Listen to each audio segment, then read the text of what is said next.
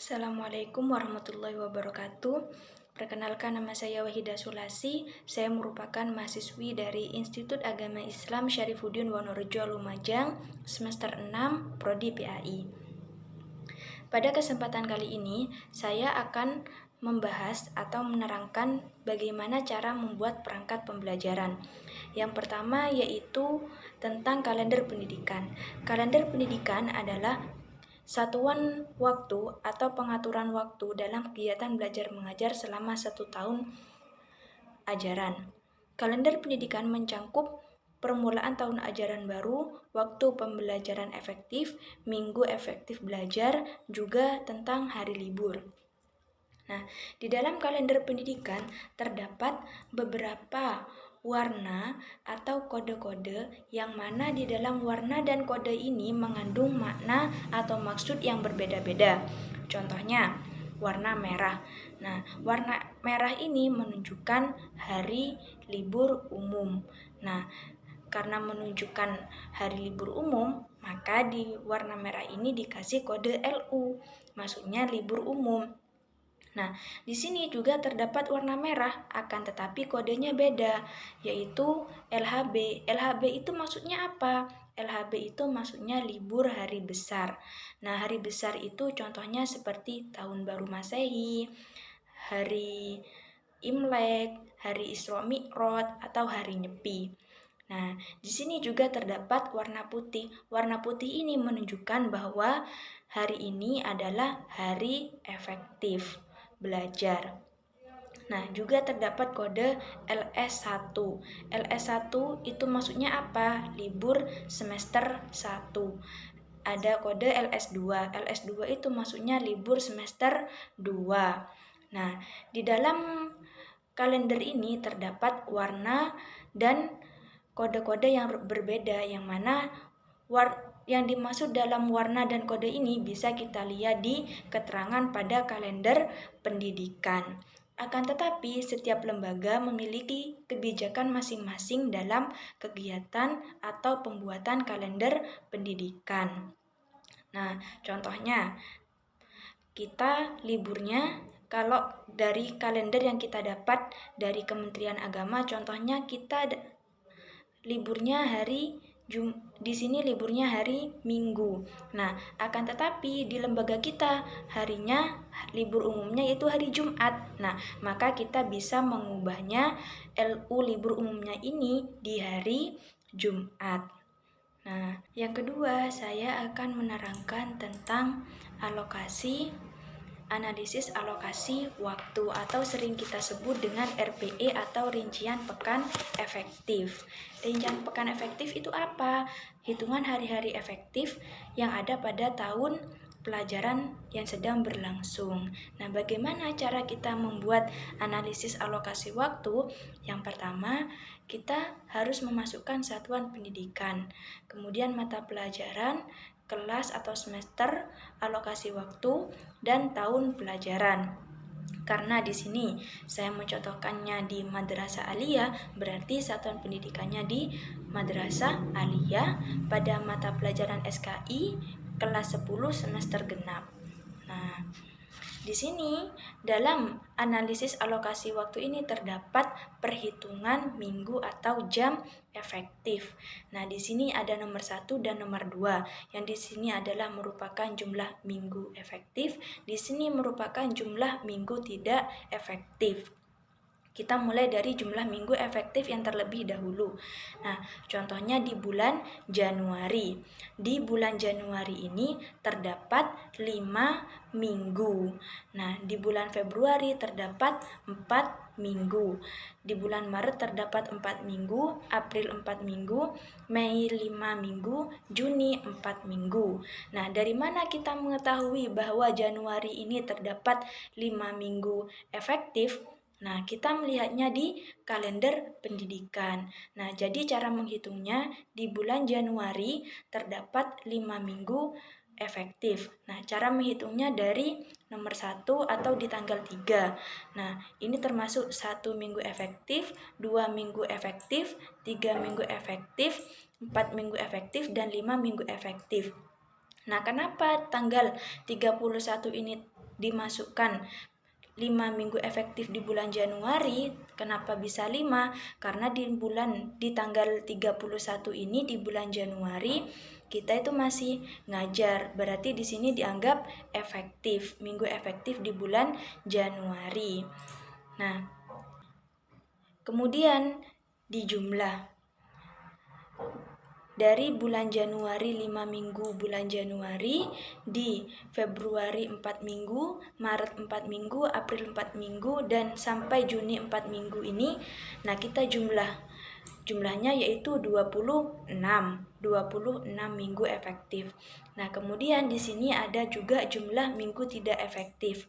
Nah, jumlah minggu tidak efektif ini maksudnya adalah dari bulan Januari ini terdapat 1 minggu tidak efektif. Berarti dari 5 minggu di bulan Januari terdapat 1 minggu yang tidak efektif. Nah, di sini harus dijelaskan kenapa 1 minggu di bulan Januari itu tidak efektif. Nah, di sini dijelaskan karena ada libur semester ganjil. Berarti ini sudah tidak termasuk di 1 minggu, sudah termasuk 1 minggu tidak efektif di bulan Januari. Nah, kemudian di bulan Maret terdapat 1 minggu yang tidak efektif. Nah, kenapa di sini bulan Februari tidak ada yang minggu tidak efektif? Berarti di bulan Februari ini minggunya semuanya efektif. Nah, di sini juga ada April juga ada 1 minggu yang tidak efektif. Di Mei ada 1 minggu yang tidak efektif, dan di Juni ada 3 minggu yang tidak efektif dikarenakan libur semester. Nah, jadi dari semua minggu yang tidak efektif ini kita jumlah. Setelah kita jumlah ditemukan 7 minggu yang tidak efektif selama pembelajaran di semester genap. Nah, jadi cara menghitung banyaknya minggu efektif yaitu dari 26 minggu yang efektif dikurangi 7 minggu yang tidak efektif. Jumlahnya sama dengan 19 minggu. Kemudian, cara menghitung jam pelajaran. Nah, dari sini, dari hasil perhitungan banyaknya minggu efektif yang hasilnya 19, kemudian kita kali 2 jam pelajaran. Karena di sini mapelnya adalah mapel agama yaitu SKI, maka jam pelajarannya yaitu 2 jam pembelajaran. Tetapi biasanya kalau mapel umum itu jam pelajarannya bisa 3 sampai 4 jam pelajaran.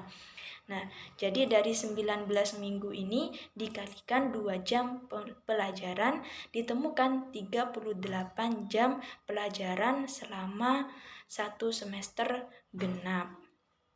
Di sini juga harus tertanda kepala sekolah dan juga guru mata pelajaran. Kemudian yang nomor 3, saya akan menerangkan tentang silabus. Apa itu silabus? Silabus adalah rencana pembelajaran pada suatu kelompok mata pelajaran tertentu yang mencakup standar kompetensi, kompetensi dasar, materi pokok, kegiatan pembelajaran, indikator, penilaian, alokasi waktu, dan sumber bahan pembelajaran. Nah, dalam pembuatan silabus itu seperti kita membuat alokasi waktu tadi. Jadi, yang pertama kita harus mencantumkan tentang satuan pendidikan, mata pelajaran, kelas atau semester, alokasi waktu, dan tahun pelajaran. Nah, karena di sini satuan pendidikannya saya menggunakan madrasah aliyah, maka saya cantumkan di satuan pendidikannya yaitu MA. Nah, kemudian kita harus mencantumkan kompetensi inti.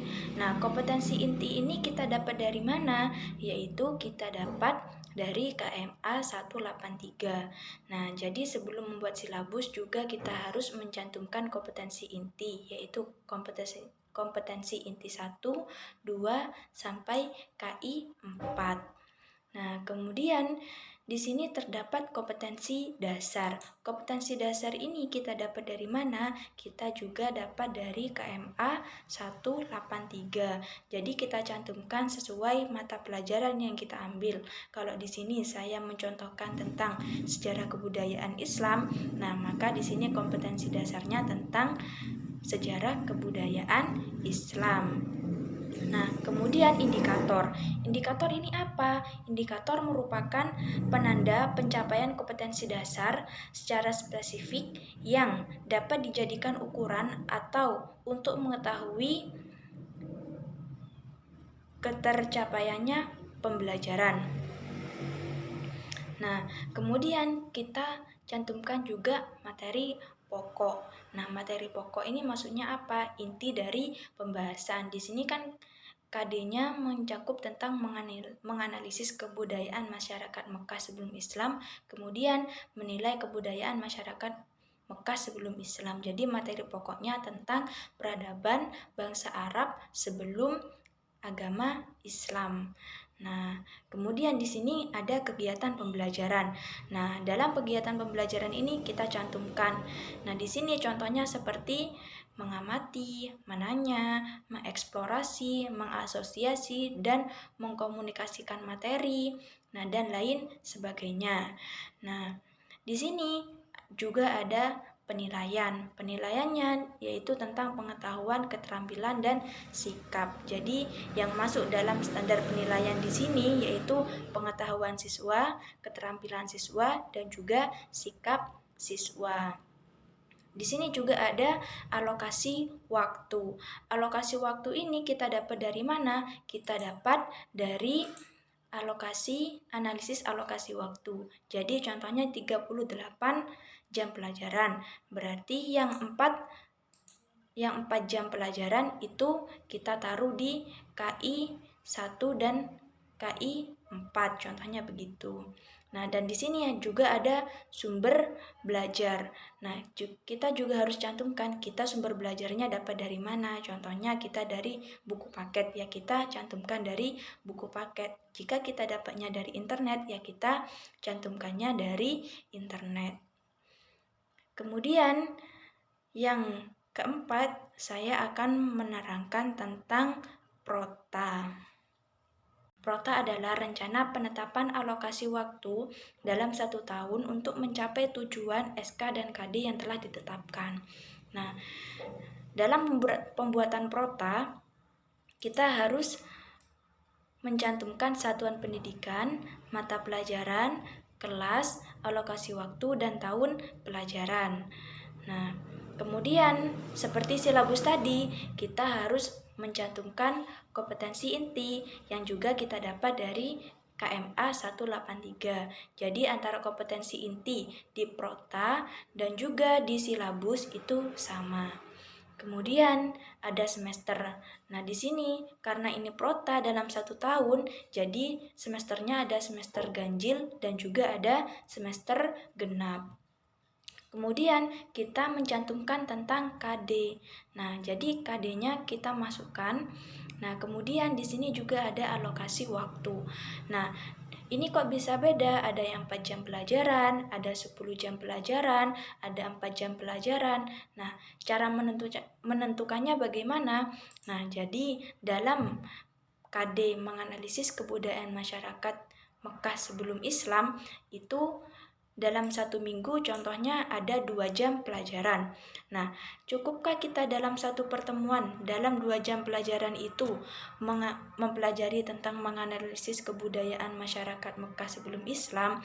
Kalau tidak cukup 1 jam pelajaran, maksudnya 2 jam pelajaran atau 1 pertemuan, maka kita buat 2 pertemuan. Karena 1 pertemuannya itu 2 jam, maka kalau 2 pertemuan itu 4 jam. Begitu juga seterusnya.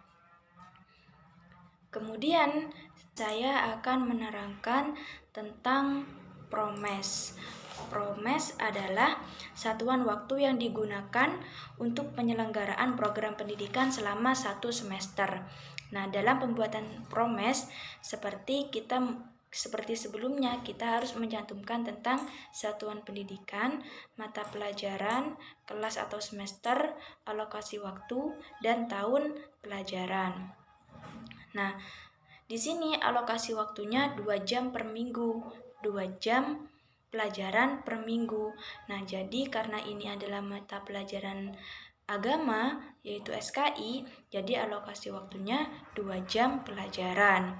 Nah, di sini juga terdapat warna-warna yang berbeda-beda yang mempunyai fungsi dan maksud yang juga berbeda. Nah, contohnya di bulan Januari. Nah, di bulan Januari ini terdapat 2 minggu tidak efektif. Kenapa tidak efektif? Karena di sini terdapat libur akhir semester dan juga diberi warna biru. Warna biru ini maksudnya apa? Masa ta'aruf siswa madrasah. Berarti di 3 minggu pertama di bulan Januari ini minggunya tidak efektif. Nah, kemudian di sini di sisa bulan Januari, yaitu di minggu keempat dan minggu kelima, nah ini berarti terhitung efektif. Nah, jadi di kolom-kolom yang ada angka 2-nya ini berarti ini minggunya efektif. Dan di sini di bulan Februari, di bulan kelima ini kosong. Kenapa kosong? Berarti di bulan Februari ini hanya terdapat 4 minggu efektif. Nah, begitu juga di bulan Maret. Di bulan Maret dikasih warna hijau. Warna hijau ini maksudnya apa? Keterangannya di sini adalah ulangan tengah semester. Berarti di minggu kelima bulan Maret ini minggunya tidak efektif dikarenakan ada ulangan tengah semester. Nah, juga jangan lupa kita harus kasih tertanda kepala sekolah dan juga guru mata pelajaran. Nah, kemudian saya akan menerangkan tentang RPP. RPP adalah rencana pelaksanaan pembelajaran. Berarti adalah rencana yang menggambarkan prosedur dan pengorganisasian pembelajaran untuk mencapai satu kompetensi dasar. Nah, di dalam RPP ini terdapat komponen-komponen yang harus ada. Contohnya di sini ada komponen tentang biodata, contohnya sekolah. Nah, kita harus mencantumkan sekolah. Kita itu ngajarnya di mana harus dicantumkan. Contohnya di MA Nurul Huda Mangunsari atau di sekolah mana saja. Nah, kemudian harus ada mata pelajaran. Kita ngajarnya di mata pelajaran apa? Di sini saya contohkan dalam mata pelajaran SKI atau Sejarah Kebudayaan Islam. Nah, kemudian kelas dan semester. Kelas atau semester. Di sini saya contohkan kelas 10 di semester genap. Kemudian alokasi waktu, karena di sini adalah mata pelajaran keagamaan, yaitu tentang sejarah kebudayaan Islam, maka jam pelajarannya yaitu 2 jam kali 45 menit. Maksudnya dalam 1 jam pelajarannya itu ada 45 menit. Berarti di sini 2 dikalikan 45 menit. Kemudian materi pokok. Nah, materinya atau materi yang akan kita bahas itu kita harus cantumkan. Di sini contohnya tentang perkembangan Islam di masa Khulafaur Rasyidin. Kemudian KD-nya harus juga kita cantumkan. Nah, di sini ada tujuan pembelajaran.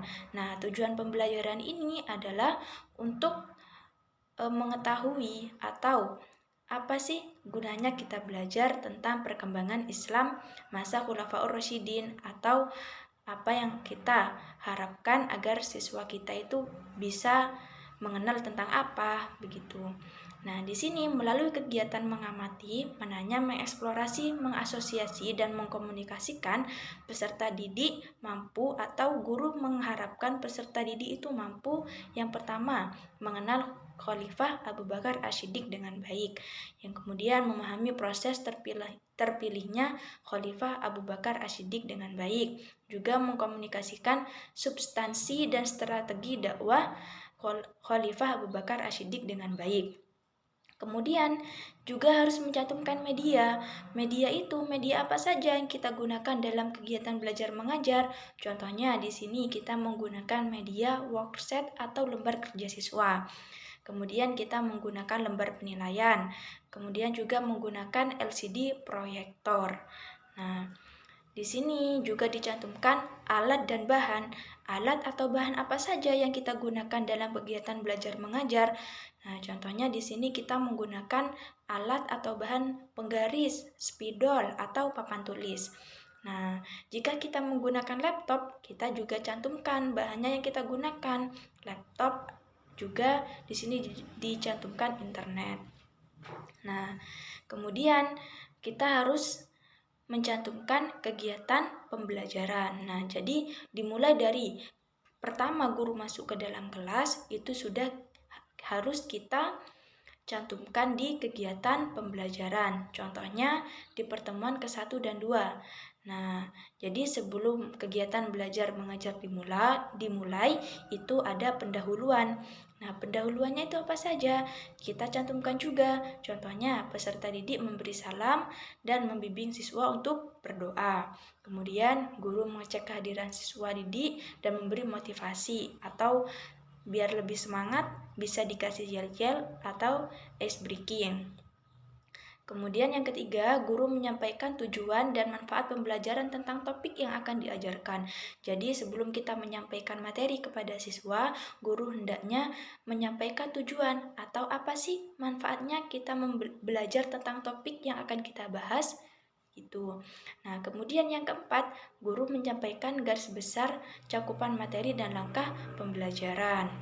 Nah, di sini ada kegiatan inti. Kegiatan inti itu apa? Kegiatan pembelajaran yang kita lakukan.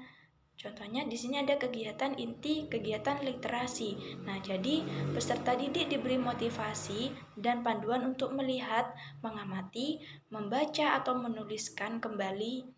Mereka diberi tayangan dan bahan bacaan terkait materi Khalifah Abu Bakar Ash-Shiddiq. Jadi kegiatan literasi itu bisa diartikan siswa kita suruh membaca tentang cerita, atau kita suruh siswa membaca di lembar kerja siswa itu tentang cerita, atau kita kasih video tentang materi yang berkaitan dengan Khalifah Abu Bakar Ash-Shiddiq. Kemudian di sini ada critical thinking, artinya berpikir secara kritik. Jadi guru memberikan kesempatan untuk mengidentifikasi sebanyak mungkin hal yang belum dipahami siswa, mulai pertanyaan faktual sampai ke pertanyaan yang bersifat hipotetik. Pertanyaan ini harus tetap berkaitan dengan materi Khulafaur Rasyidin, berkaitan dengan materi Khalifah Abu Bakar Ash-Shiddiq.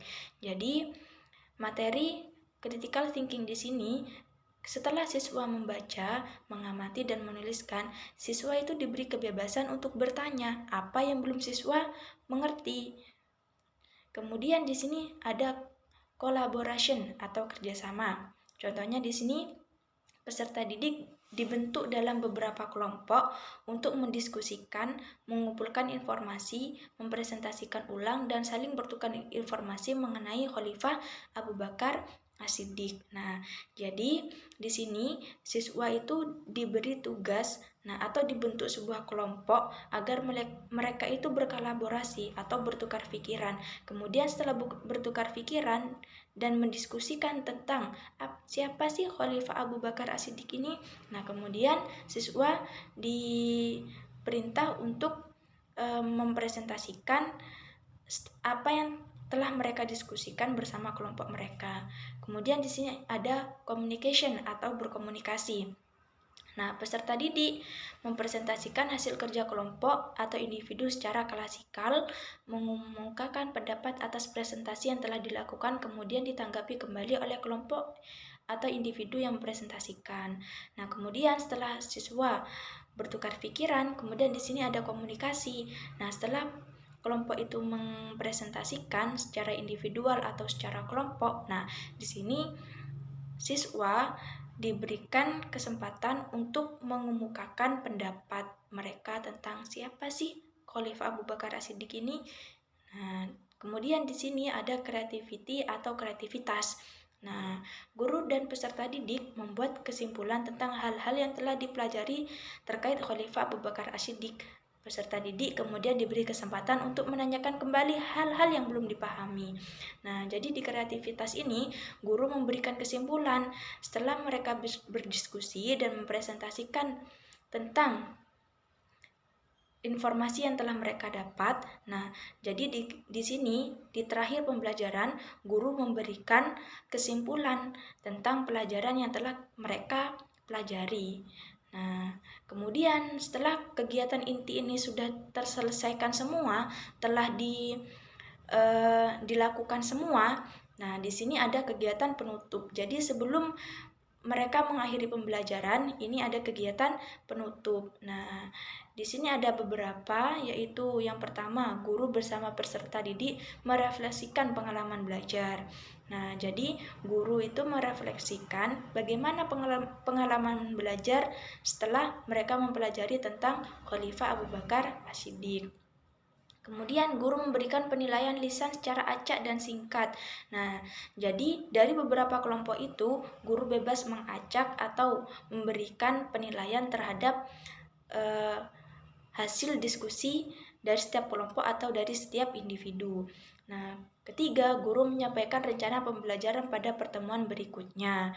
Nah, jadi sebelum mengakhiri pelajaran, guru memberikan rencana pembelajaran atau apa sih yang akan kita bahas lagi setelah pertemuan yang akan datang. Kemudian yang terakhir, diakhiri pembelajaran, guru bersama murid berdoa.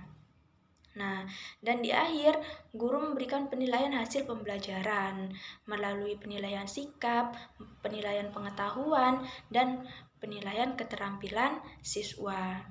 Nah, selanjutnya saya akan membahas tentang KKM. Apa itu KKM? KKM adalah kriteria ketuntasan minimal. Nah, dalam pembuatan kriteria ketuntasan minimal, seperti biasa, kita harus cantumkan satuan pendidikan, mata pelajaran, kelas, semester, alokasi waktu, dan tahun pelajaran. Nah, di sini juga kita harus mencantumkan KI atau kompetensi inti mulai dari KI 1 sampai KI 4. Nah, di sini kita masukkan kompetensi dasar atau yang sering kita sebut dengan KD, kemudian juga kita masukkan indikatornya. Indikatornya salah satunya di sini yaitu tentang menganalisis peradaban bangsa Arab sebelum Islam. Kemudian di sini ada kompleksitas, ada daya dukung, dan ada intak.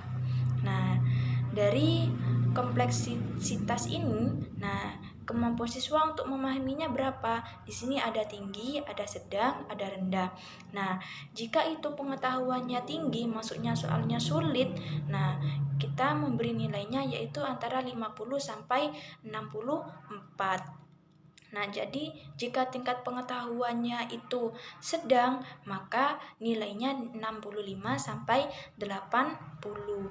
Nah, jika rendah, nilainya yaitu 81 sampai 100.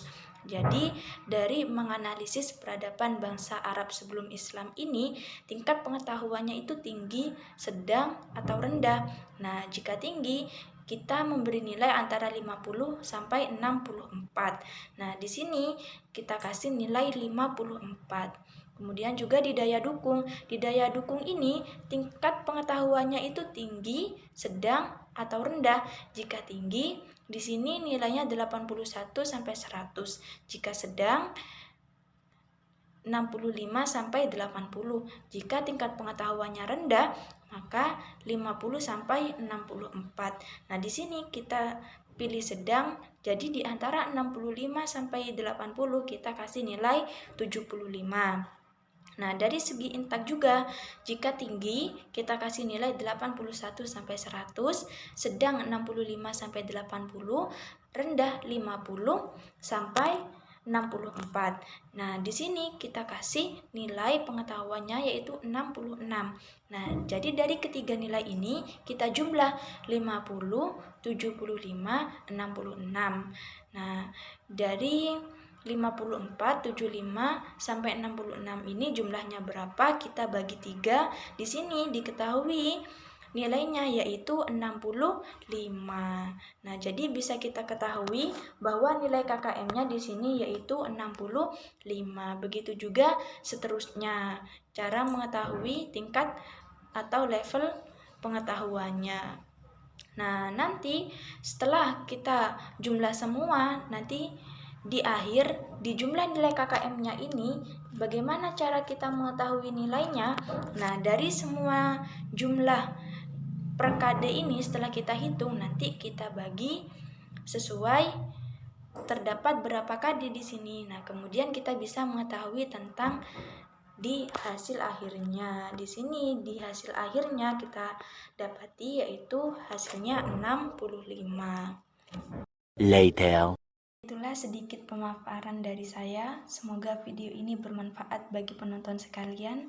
Apabila ada kesalahan atau kekurangan dari pemaparan yang telah saya sampaikan, saya mohon maaf sebesar-besarnya. Wassalamualaikum warahmatullahi wabarakatuh.